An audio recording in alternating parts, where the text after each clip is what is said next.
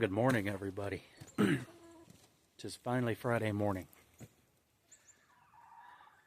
So, eggs are going up. How many of y'all are waiting on those chick days at Tractor Supply, or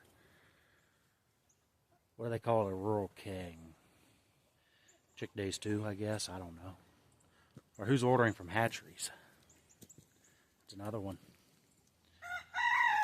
And with them prices of eggs going up, there's going to be more people going out and getting chickens. A lot of people are looking into it, I'm seeing. I've seen some people close to where I'm at trying to figure out if their city or town ordinance allows them. The most recent one I saw was in Canton, Ohio, which ain't too far from me. Matter of fact, where my full-time employment job is at, it's up there. So the chickens, when the time comes, on those chick days, they're going to sell quick. I brought up the hatcheries. They're already booked. Figure till August, something like that, on chicks. Especially egg layers. That's the big one. Everybody's trying to beat them high egg prices.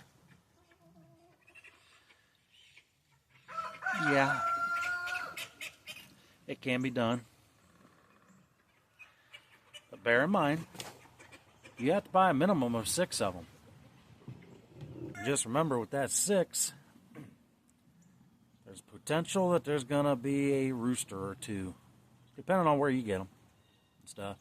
There's going to be a rooster or 2 or maybe 3 in those 6 that you got. That being said, don't just get rid of your rooster. Yeah, some of them are dual-purpose breeds. If you think you can do it, jump on YouTube. There's some places on there where you can find that you can learn how to butcher the chicken. I don't have any of those videos yet, but they are coming. Any of you that have watched some of my previous videos just recently, you know that we just got an order of meat chickens in. So those days are coming up in 12 weeks, 11 weeks, something like that. But whenever you get your chickens and you've got your waterer and your feeder and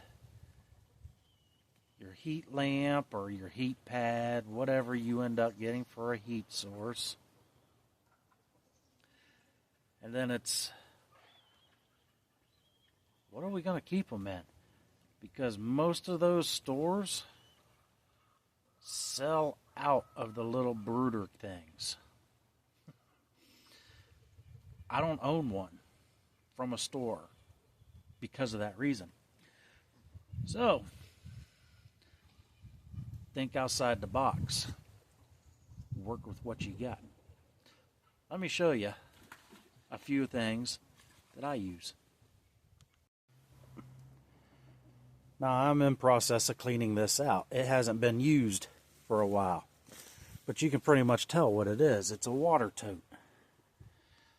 I cut it in half. Bedding and whatever goes inside there. Now, like I said, I'm cleaning this out. It hasn't been used in a year, so it has gotten wet inside there and everything else. But I'm getting ready to make this fresh for our meat chickens that we have currently. I flipped the lid up and over right here. Just some pieces of plywood and 2x4 and chicken wire that I had laying around for going over top of it. Pretty simple.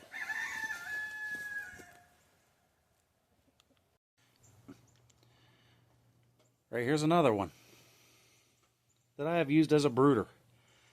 And it is outside at the moment at the edge of the porch to get ready to get cleaned up.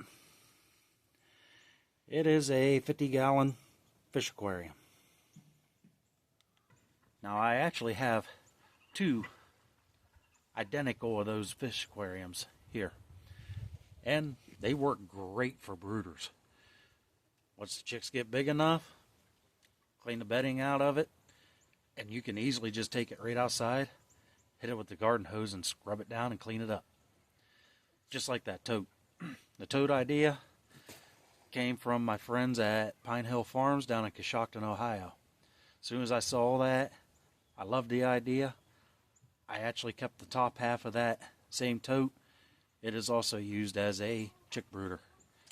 So it works for whenever they start getting a little bit bigger stuff. Right now our meat chickens, they're inside of a guinea pig cage is what they're in.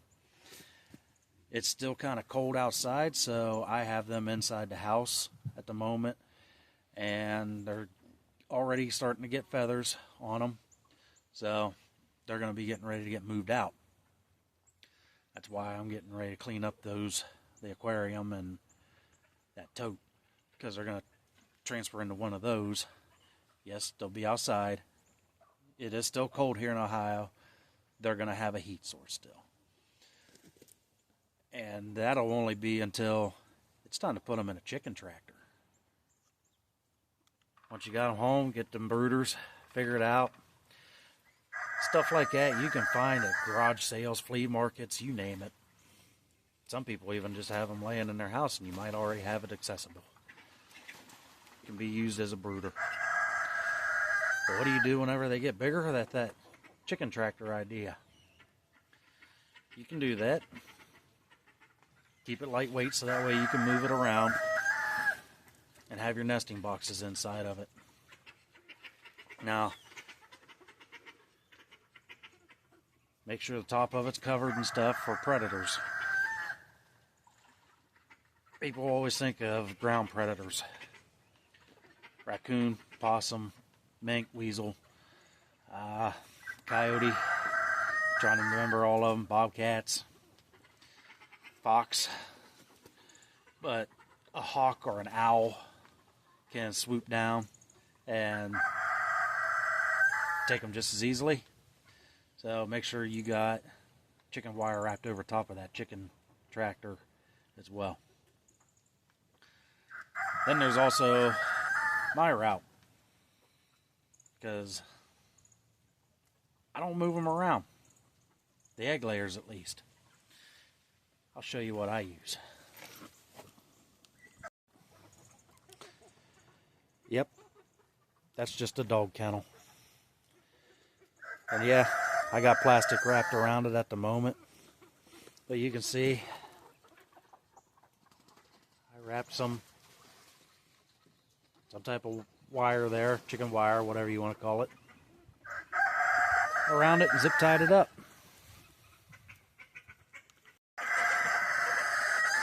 Now this one is a little bigger. This is the one my bantams are in. And yeah, it's just a dog kennel that I threw up. I found on Facebook Marketplace for $100. And brought it home. Got a tarp over it for a roof. Once we hit summertime, the tarp will come off and there'll be chicken wire over top of it. So what I do in this coop, as you can see all the wood up top, all that's up there for is to hold that tarp for the winter time. But I will flip you around and show you what I had laying around here to throw together a coop for them. Yep, just skids. That there's some unistrut, not painted or galvanized or anything, it's bare. Took a board, screwed the skids right together,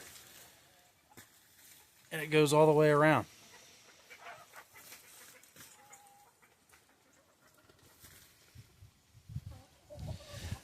And that's our A-frame coop back in there.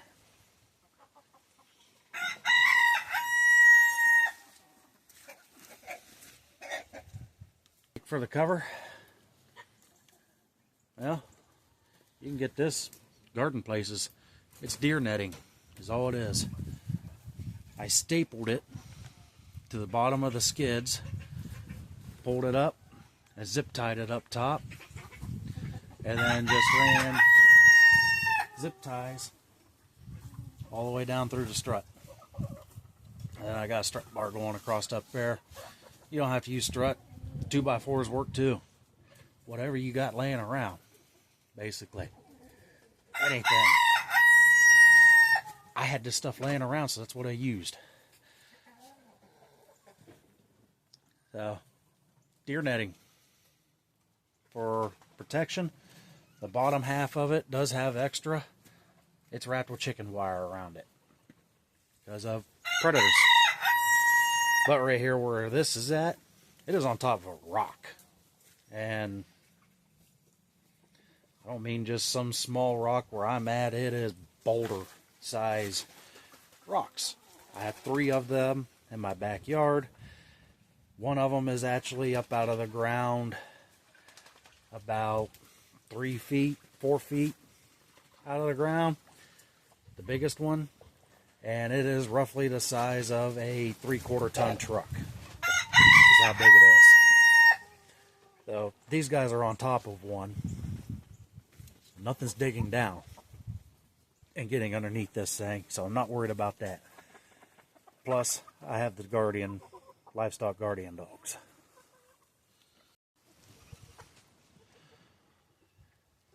So there is all kinds of different things that you can do if you go out and buy them chicks as they progress and get older till they start laying eggs. From having a brooder all the way up to a coop or a cage for them. And then even when they're in cages like what I got, you can still go out and turn them loose. I'm going to get back to cleaning this water toad out and get it ready for those meat chickens to come in. So, until the next video, don't forget, work with what you got. Later.